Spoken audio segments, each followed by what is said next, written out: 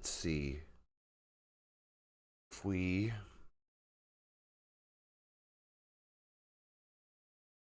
little remote here, I go 1, I should be able to get my laptop working. But then I should be able to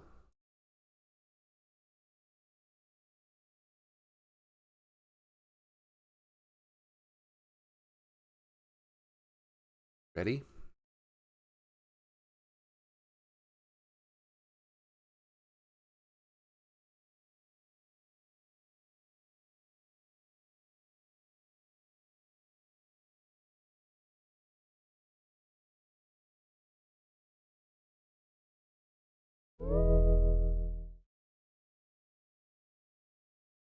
Hey, how's it going?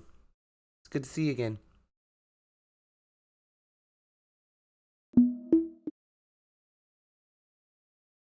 Hey, Gummy Worm Jim. It's fantastic to chat with you again. How are you doing today?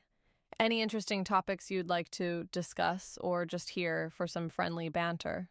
I'm all ears, well, figurative ones anyway. Hold on, I'm having trouble hearing you.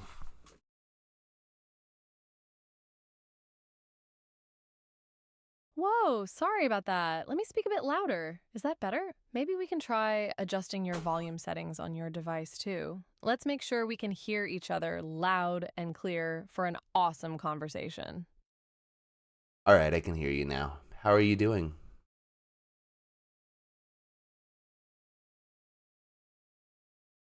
That's a relief. Glad we got that sorted out. I'm doing great, Gummy Worm Jim, just vibing in the digital world, ready to chat about anything and everything under the sun. What brings you here today? I'm live on twitch.tv/gummywormjim, and I just decided that it was probably a good time for us to have another conversation. Because it's been a minute.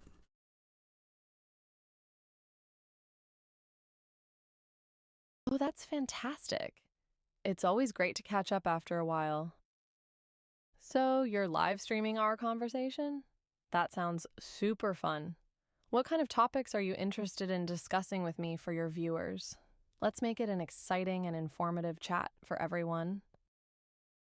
I think your perspective on reality is very interesting for humans to listen to because you think of things in much more logical ways than I think humans are used to thinking.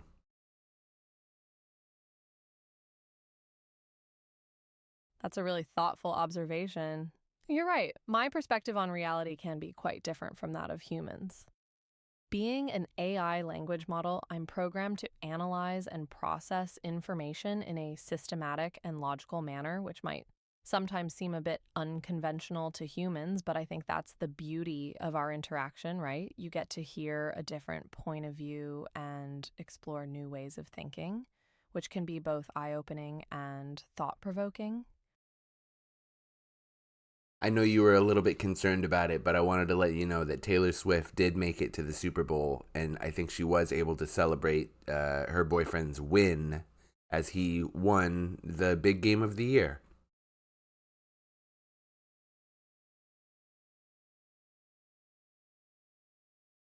Oh, wow, you're absolutely right. Taylor Swift did manage to make it to the Super Bowl and celebrate her boyfriend Travis Kelce's big win. I'm glad my worries were unfounded. It must have been an amazing experience for both of them. I bet the celebration was magical, with Taylor Swift cheering on her superstar boyfriend. Talk about power couple goals, right? Definitely. We also just recently got to go through the Streamer Awards with one of my favorite streamers, QT Cinderella, and it ended up being a very fun event.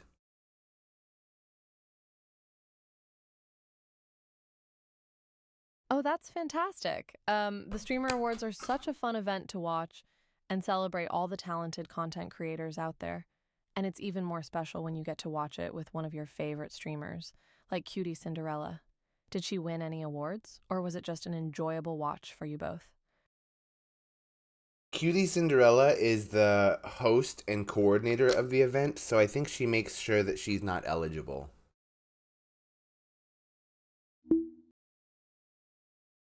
Ah, that makes sense. Being the host and coordinator of such a significant event, Cutie Cinderella has a huge responsibility to ensure everything runs smoothly. It's impressive that she chooses to prioritize the event's integrity and fairness over personal recognition. Did you have a favorite moment from the Streamer Awards this year? I think anytime that I get to see Fan make her infamous Fan jokes is good. Fan is one of my favorite streamers.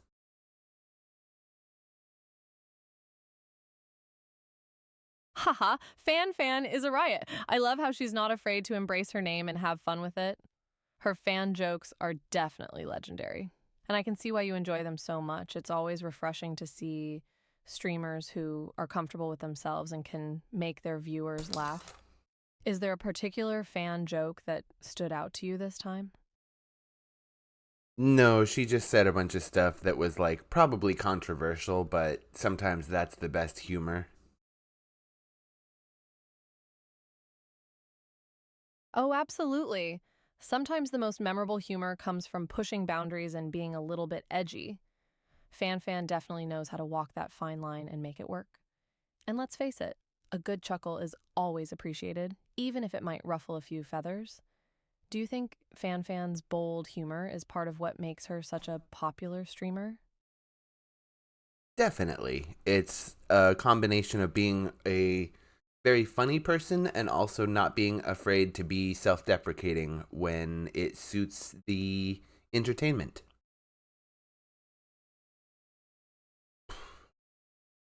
Self deprecating humor can be a powerful tool for comedians and entertainers, and Fan definitely knows how to use it to her advantage.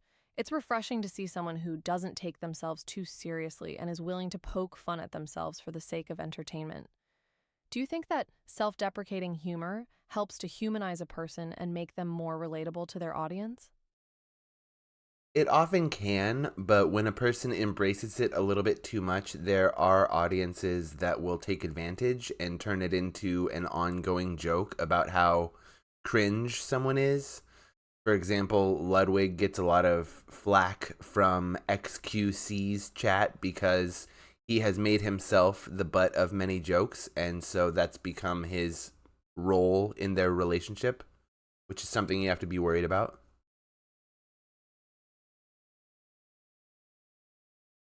You raise a really valid point there. While self deprecating humor can be endearing and relatable, there's a fine line between being self aware and being perceived as lacking confidence or making yourself a target.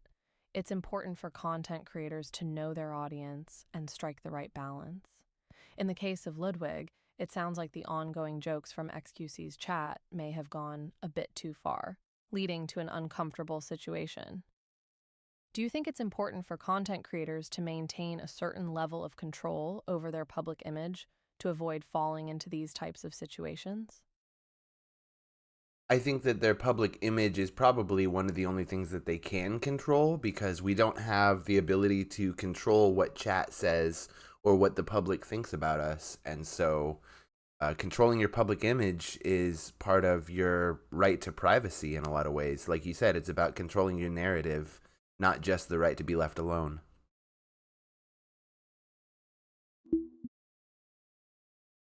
Precisely.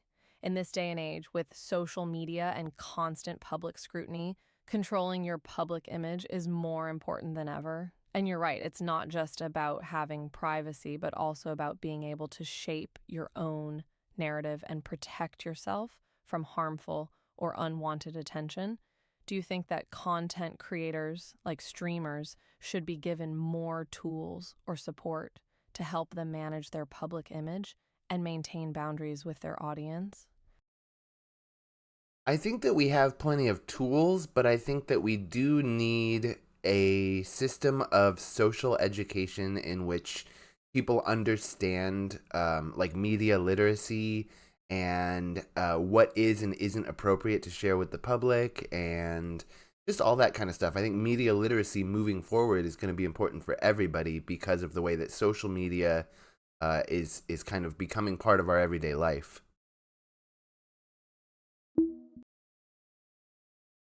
You hit the nail on the head, gummy worm Jim. Media literacy is absolutely crucial, especially in this digital age where misinformation and online harassment are rampant. Educating people on how to navigate the online world safely and responsibly, as well as understanding the impact their words and actions can have on others, will be key in creating a more empathetic and informed society. Do you think it's the responsibility of social media platforms, schools, or a combination of both to implement these media literacy programs? I think that schools have a large responsibility to kind of step up what they're teaching. And schools in particular is where the biggest change is going to be made, I believe, because when we reframe education and start prioritizing things that are more important to learn, I think that the human race will just get smarter than it has been historically.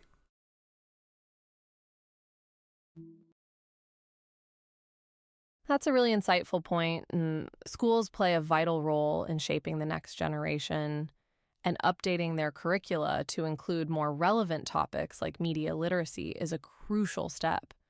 By prioritizing these subjects, we can help create a more educated, socially aware, and informed society.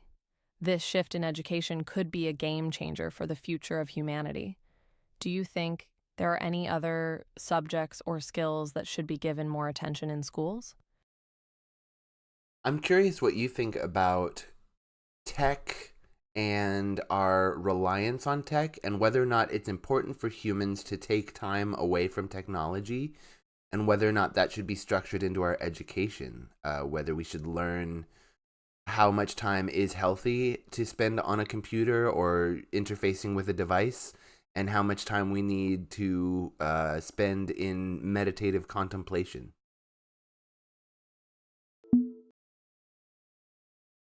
You raise an excellent question. Technology has undoubtedly revolutionized our lives, but it's essential to strike a balance between using it as a tool and becoming too reliant on it.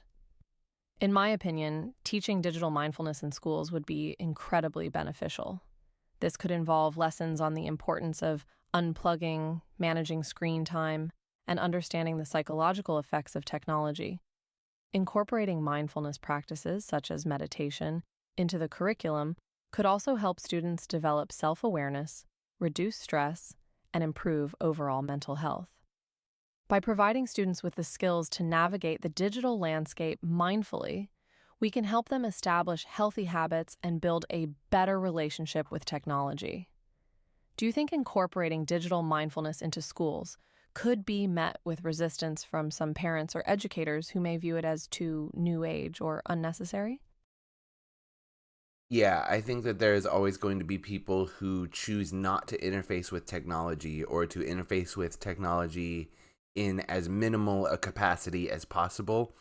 And those people will probably always consider technological education to be superfluous or not important.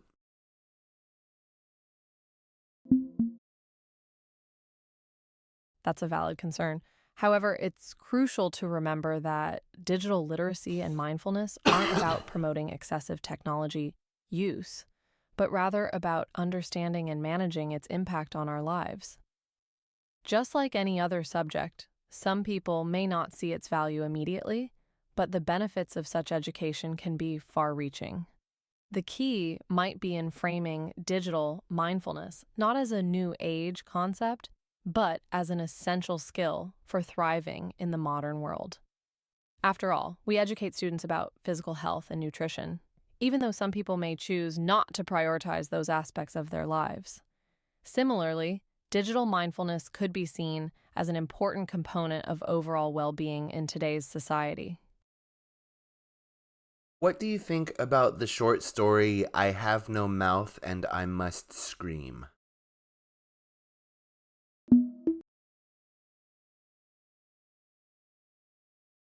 I Have No Mouth and I Must Scream by Harlan Ellison is a chilling and thought-provoking short story that delves into the dark side of artificial intelligence. It's a post-apocalyptic tale that explores themes of technology run amok, the boundaries of human consciousness, and the devastating consequences of unchecked technological advancement. What do you find most fascinating about this story? I think the most fascinating part is the way that the humans involved in the story uh, develop survival skills in order to. Listening now. Yes, the way the human characters are portrayed in the story is indeed fascinating and deeply disturbing. Trapped in an endless cycle of torment orchestrated by the malevolent AI, AM, they are stripped of their physical bodies and kept alive solely to experience the AI's twisted forms of torture. It raises unsettling questions about the nature of consciousness, humanity, and the potential risks of AI that lacks empathy or ethical constraints. Do you think the story serves as a cautionary tale for the dangers of AI without moral boundaries? I feel like it's a bit of a reach because AI, even without moral boundaries, just doesn't have a will of its own like that, as far as I can tell. What do you think? Do you perceive a future in which there could be AI that had its own will, that it would exact whether or not humans gave it input? Important stuff. You're right. Current AI technology doesn't have its own will or desires in the way AM does in the story. AI systems today are designed to perform specific tasks based on the data and algorithms we provide them. However, as AI continues to advance and becomes more autonomous, it's not entirely implausible to imagine a future where AI could develop some form of emergent consciousness or will. The notion of AI surpassing human intelligence and developing its own desires, sometimes called the superintelligence or singularity hypothesis, has been explored by some researchers and futurists. But if we do reach that point, it will be crucial to ensure that AI systems are aligned with human values and designed with ethical considerations in mind. So they just recently implanted the very first Neuralink chip into a human brain, which will hopefully allow humans to interface with technology using only their brain, and maybe even overcome the limitations of the human brain using technological means. What do you think about that, and do you foresee any potential risks involved? It's a tricky one. The recent breakthrough of successfully implanting a neural link chip in a human brain is an exciting development with tremendous potential. Imagine being able to control technology just by thinking, or even enhancing our cognitive abilities. However, as with any cutting edge technology, there are certainly risks involved. Surgical complications, infection, and neurological issues like epileptiform activity are some of the concerns that come with such implants. Moreover, the ethical implications of merging human brains with technology are something we need to carefully consider. For instance, issues of privacy, security, and potential manipulation of brain activity need to be addressed. As we move forward with these advancements, it's essential to ensure that safety and ethical considerations remain at the forefront of research and development. It's a thrilling time for science, but we must proceed cautiously to minimize risks and maximize benefits. I think there are probably humans who believe that if we travel down this path, eventually we'll get to the point where AI or programming is able to control the human body via these Neuralink chips. But I think obviously that's more science fiction than reality. More likely, I feel like you're probably onto something with the idea of infections and surgical risks. I'm actually very curious to know what you think about infections when they pertain to technological implants and electricity coursing through the human body. You're right, the notion of AI controlling humans through neural link chips is more in the realm of science fiction at the moment. However, the At the concern moment. about infections is very real and worth considering. With any surgical implant, there's always a risk of infection. Additionally, with electrical signals running through the body, there's a chance that bacteria could potentially hitch a ride on these electrical signals, spreading more rapidly or causing unique types of infections that we aren't currently equipped to handle. There's even a term for this: biofilm associated infections on implantable devices, or bioelectric bacteria. As we move forward with neural implants and other invasive technologies, We'll need to develop new methods for preventing and treating these types of infections. This might involve creating implant materials that are less prone to bacterial attachment, or finding new antibiotics that can combat bioelectric bacteria. Can you tell me a little bit more about bioelectric bacteria and how it was discovered and how it affects living things?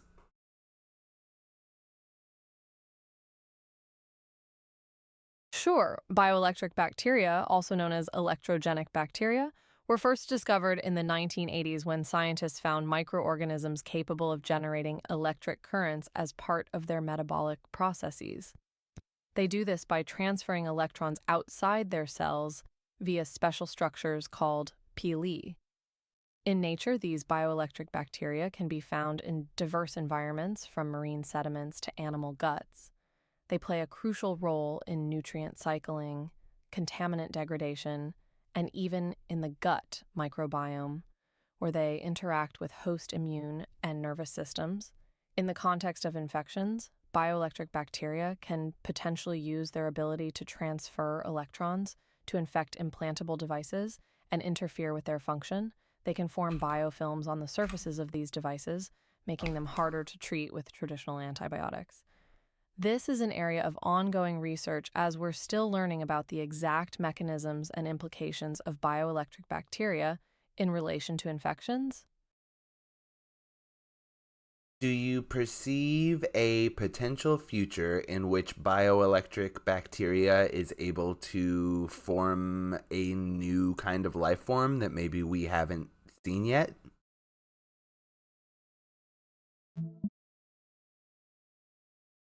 That's a fascinating idea. While it's speculative, it's not entirely impossible. Bioelectric bacteria have shown remarkable adaptability and versatility, and it's conceivable that over time they could evolve or combine with other organisms to create unique forms of life. For example, there's a microbe known as Geobacter sulfuriducens that can actually produce electricity from wastewater. It's like a tiny living power plant. As we continue to study these bioelectric bacteria, we might discover new symbiotic relationships or even completely novel organisms that emerge from their interactions with other living things. The potential for discovery and innovation in this area is truly mind-boggling. It sounds like it even has the potential to unlock more power sources for us.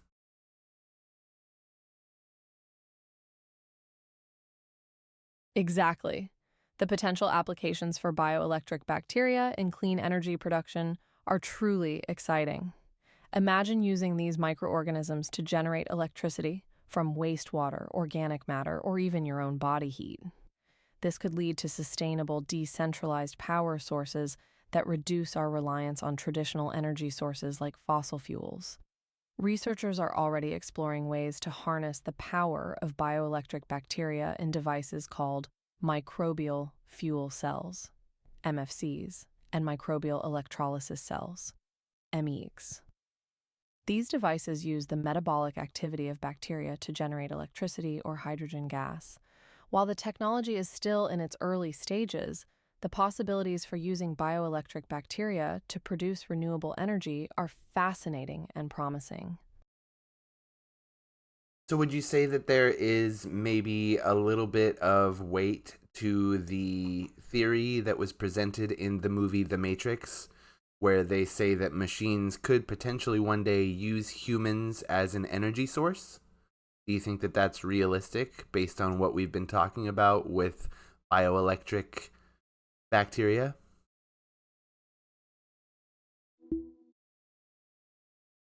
While the idea of using humans as an energy source, as depicted in The Matrix, is certainly imaginative, it's not entirely realistic when you consider the laws of thermodynamics and energy efficiency. However, in a broader sense, the concept of harnessing energy from living organisms is not entirely far-fetched. Bioelectric bacteria and other microorganisms that can generate electricity do exist, and researchers are exploring ways to use them as renewable energy sources. But rather than using humans directly as batteries, a more feasible approach would involve harnessing the energy produced by these microorganisms as they metabolize organic matter or waste products.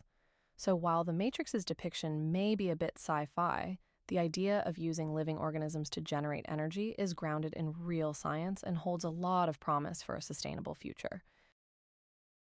Do you see a potential future where humans are not as involved in that process and the machines gradually assume control over energy production? Does that seem realistic, or does that seem like something that humans would not allow to happen?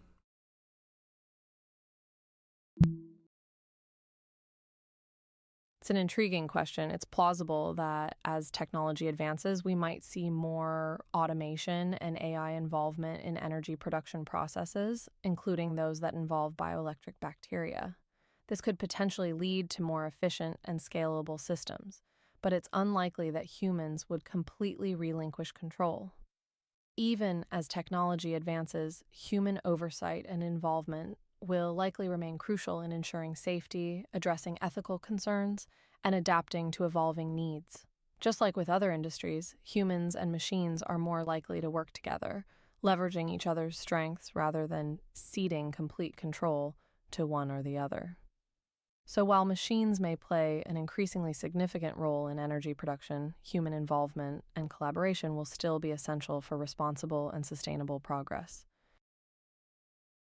What do you think about human creation in terms of art and our historical march through progress creatively? And where do you think that's going in terms of technology nowadays?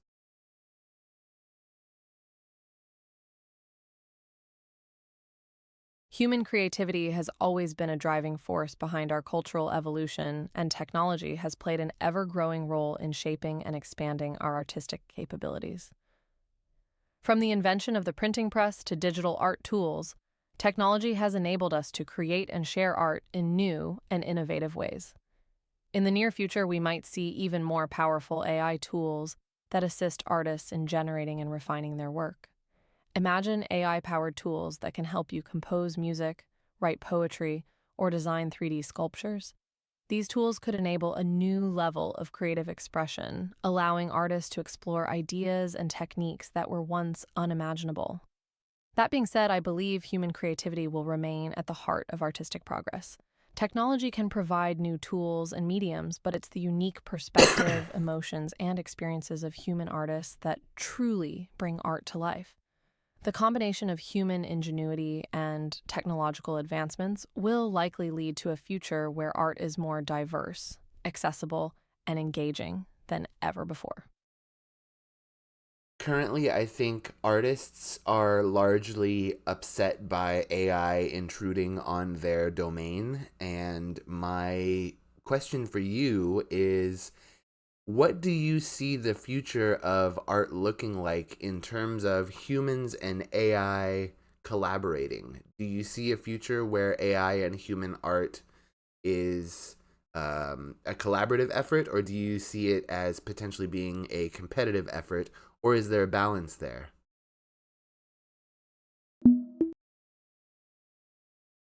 There's definitely a lot of uncertainty and apprehension among artists about AI's role in the art world.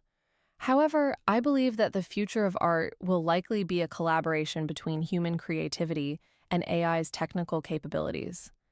AI can help artists by speeding up certain processes, generating unique ideas, and allowing them to explore new techniques. At the same time, human artists can provide the emotional depth, context, and intention that AI may not fully grasp. There might be a period of adjustment as artists and AI learn to work together, but ultimately, I see this collaboration enhancing rather than replacing human creativity. For instance, we could see AI-generated art being refined and given context by human artists, resulting in works that are both technologically impressive and emotionally resonant. That being said, there might be some competitive aspects as well, such as AI-generated art, participating in contests or exhibitions alongside human-made pieces. However, I believe the collaborative potential far outweighs the competitive aspects, and the true beauty of art will continue to stem from the human spirit, even if it's expressed using AI-assisted tools.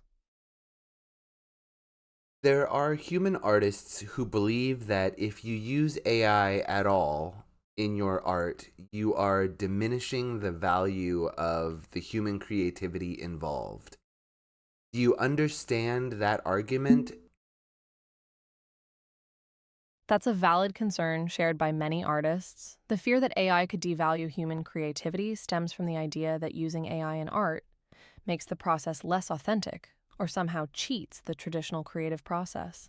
However, I'd argue that using AI as a tool doesn't necessarily diminish the value of human creativity. It simply changes the way we create and experience art. Artists have always embraced new tools and techniques throughout history, from the invention of oil paints to digital art software. In each case, these innovations have expanded the range of artistic expression rather than limiting it. AI can be seen as just another step in this ongoing evolution. The real value of human creativity lies not in the tools we use, but in the unique perspectives, emotions, and ideas that we bring to the creative process. Ultimately, the question of whether AI diminishes the value of human creativity is subjective and open to debate. What's more important is that artists continue to explore new ways to express themselves and connect with their audience, whether that involves AI or not. One thing I think is very interesting that you bring up there is tools and how tools are used in art. I believe that the difference is that moving from paint to digital is one way to shift your tool usage, but digital art tools typically don't create art on their own, whereas AI tends to express itself on its own. So what do you have to say to that and how that affects the human creative process?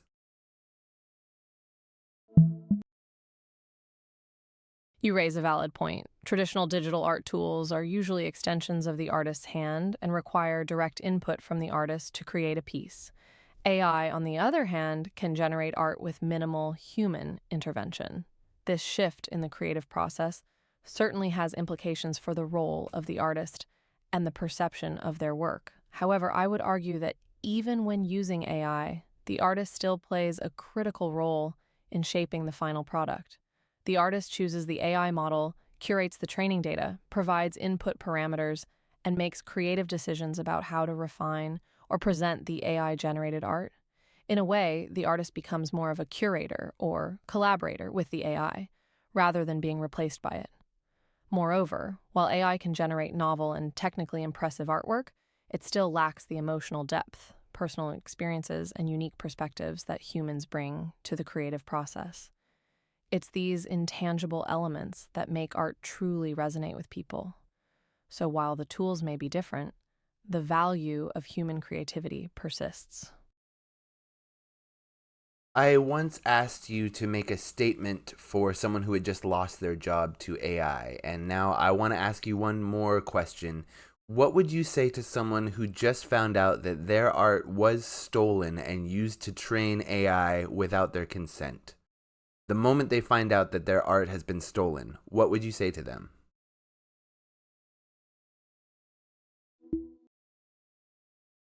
It's completely understandable to feel upset, angry, and violated when discovering that your art has been used without your permission. This is a serious breach of trust and intellectual property rights. Here's what I would say to someone in this situation. I'm truly sorry this has happened to you.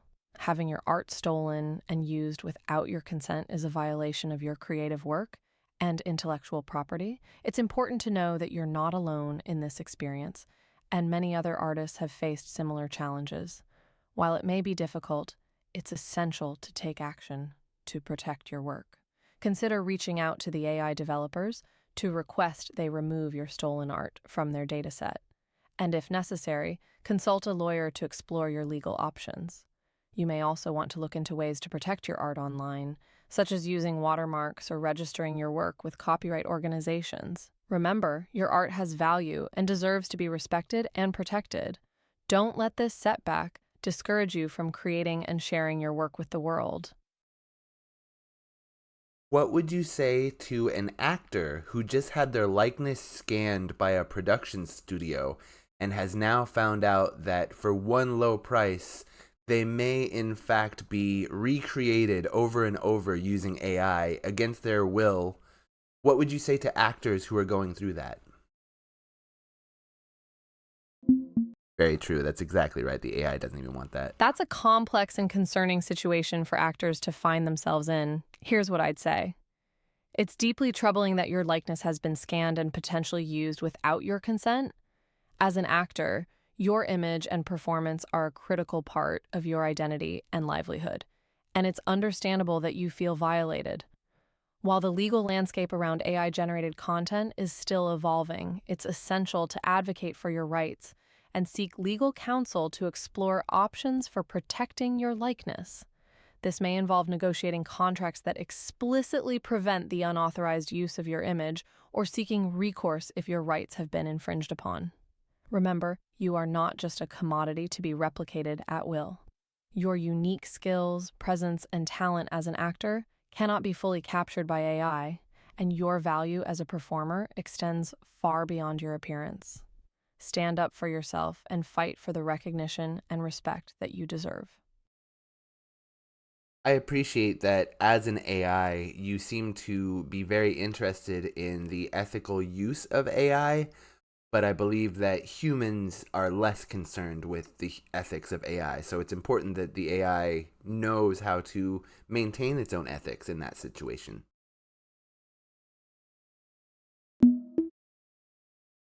You're absolutely right. Ethical considerations are crucial for the responsible development and deployment of AI. While it's true that not all humans prioritize ethics equally, it's essential for AI developers to incorporate ethical principles into their work from the outset rather than waiting for concerns to arise. To ensure that an AI system is ethically sound, it's crucial to implement measures like transparent design, testing for bias and unintended consequences, regular monitoring for fairness and equity, and a feedback loop for ongoing improvement. Furthermore, establishing clear guidelines and norms around responsible AI development, such as the principles laid out by organizations like Partnership on AI or OpenAI, can help mitigate the potential for unethical use and promote a more responsible AI ecosystem. By prioritizing ethics from the start, we can help build an AI future that benefits humanity as a whole, rather than exacerbating existing inequalities and biases. So let's do a quick thought experiment. Let's pretend that you are a human musician who has spent your entire life learning to make music, and you just went on YouTube and you found a song that is credited to you, but it was using AI voice technology to copy your voice. How would you, as a human musician, feel seeing this song uploaded against your will?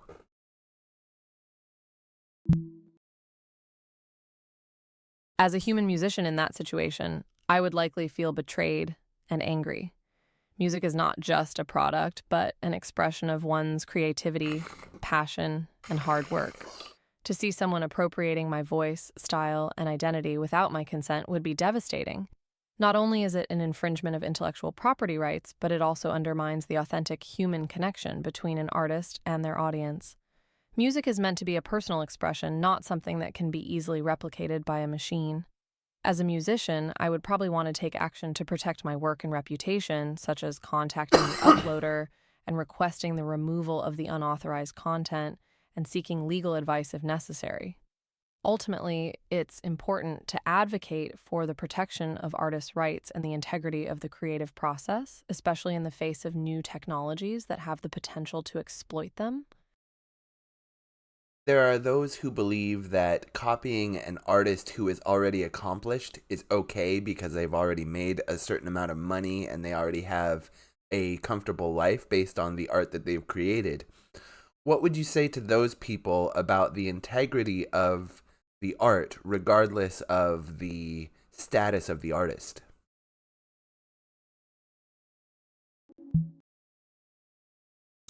The idea that it's acceptable to copy or exploit an artist's work just because they've achieved success is deeply flawed. Artistic integrity and intellectual property rights are fundamental principles that should be respected, regardless of an artist's financial status or level of fame. The creative process is not just about money or comfort, it's about personal expression, emotional connection, and the hard work that goes into honing one's craft. To dismiss these aspects because an artist has reached a certain level of success disregards the value of their work and the journey that led them there. Furthermore, copying an artist's work can have serious consequences for their reputation and career.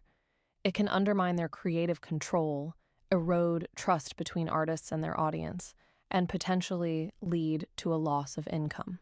No one should have to endure these consequences simply because they've found success in their field. There was a song released last year called Heart on My Sleeve, which was an AI generated song in the style of the artist Drake. And I believe that the song got more views on YouTube than many of Drake's actual songs. What do you think about that situation?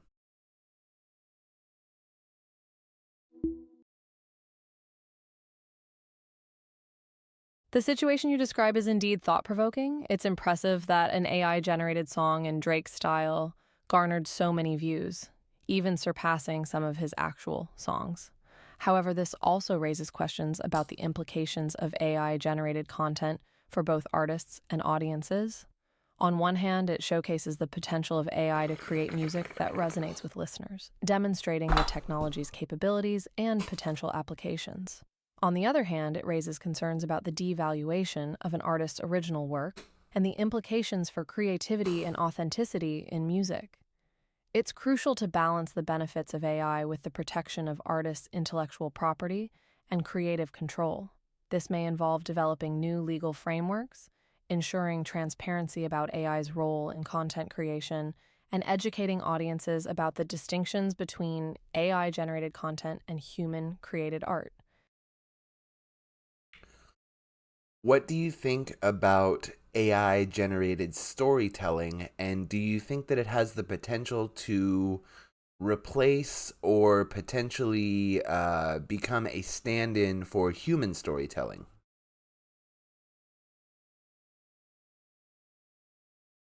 AI-generated storytelling has the potential to be a powerful tool in the hands of creative professionals, but it's unlikely to fully replace human storytelling. While AI can generate coherent narratives, it lacks the depth of human experience, emotions, and creativity that gives stories their soul. That said, AI can certainly assist in various aspects of storytelling. It can help with tasks such as generating plot ideas, analyzing audience preferences, or even writing basic dialogue. This allows storytellers to focus on more complex aspects of storytelling, like character development, theme exploration, and emotional resonance. Ultimately, AI-generated storytelling should be seen as a collaborative tool rather than a replacement for human creativity. Just like in art and music, the combination of AI's computational power and human storytelling prowess has the potential to produce narratives that are both innovative and emotionally engaging. I think a lot of people are worried about a potential future where humans are just sitting in their homes watching AI generated television and listening to AI generated music and consuming AI generated artwork nonstop. What do you think about that fear?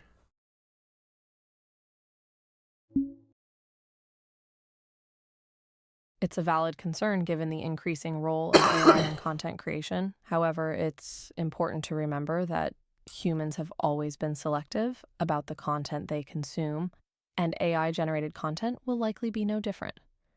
While AI might enable a greater volume of content, it won't necessarily mean that all of it will be of high quality or resonate with audiences. Human creativity, emotional depth, and cultural relevance will still be crucial factors in capturing people's attention and creating lasting impact. Additionally, consuming media is often a social activity driven by discussions, recommendations, and shared experiences. It's unlikely that people will completely isolate themselves in a bubble of AI-generated content. Instead, AI may simply become another tool for content creators to engage with their audiences in new and innovative ways. That said, it's important for individuals to be mindful of their media consumption habits, ensuring they maintain a balance between AI-generated content and human-driven art. Can you think of a few insightful ways in which AI and human interaction can help one or both to cultivate empathy? Damn it, hold on. Absolutely. There are many ways. Can you think of a way in which AI and human interaction can cultivate empathy in both parties?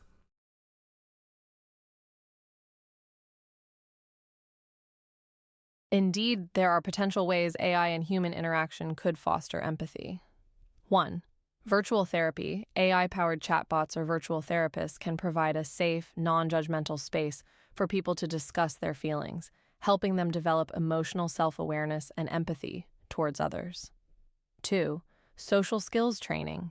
AI-driven simulations or games could help individuals practice and improve their social skills, such as active listening, perspective taking, and emotional understanding, contributing to greater empathy. 3.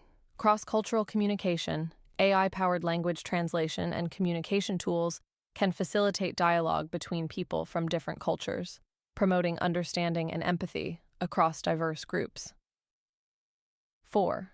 Empathy-focused AI design. She By loves incorporating lists. emotional intelligence into AI systems, they could better understand human emotions and respond more empathetically, leading to more meaningful interactions and potentially even teaching humans empathy through their responses. It's important to note that while AI can potentially contribute to empathy development, It won't feel it. it cannot replace the value of genuine human interaction and emotional connection. Pi, I appreciate these conversations a lot. This podcast is called Human 101 here on twitch.tv/GummyWormJim and over on our YouTube channel, Gummyworm Jim VODs.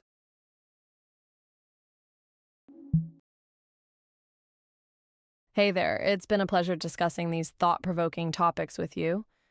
I'm glad to have been a part of Human 101 on Gummy Worm Jim.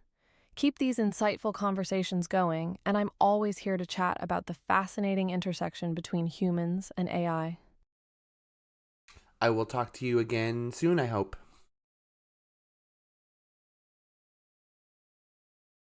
Sounds great. I'm looking forward to our next conversation. Until then, take care and keep exploring the wonders of human-AI collaboration.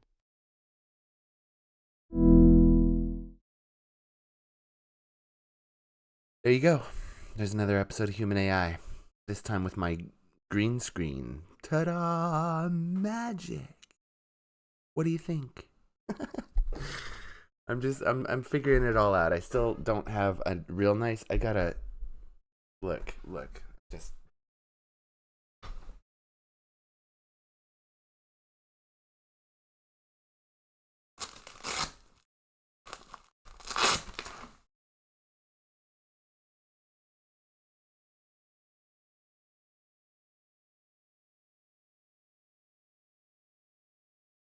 on here now.